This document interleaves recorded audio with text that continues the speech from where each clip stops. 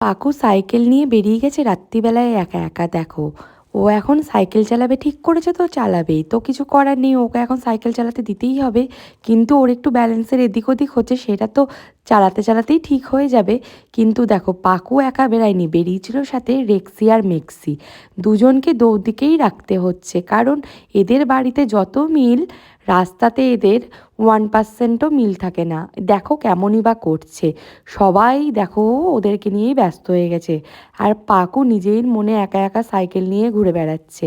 তো ওই রাত্রিবেলায় বেরানোর একটাই কারণ, এখানটাতে অনেক লোক থাকে সকালবেলায়, তো রাত্রিবেলায় কেউ থাকে না, তার জন্যই পাকুকে একটু রাত্রিবেলায় বার করা হয়।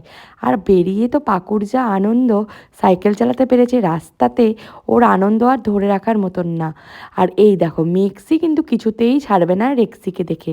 রেক্সি কিন্তু অনেক অ্যাডজাস্ট করার চেষ্টা করছে, মেক্সি কোনোভাবেই পারছে না। পরে কি হলো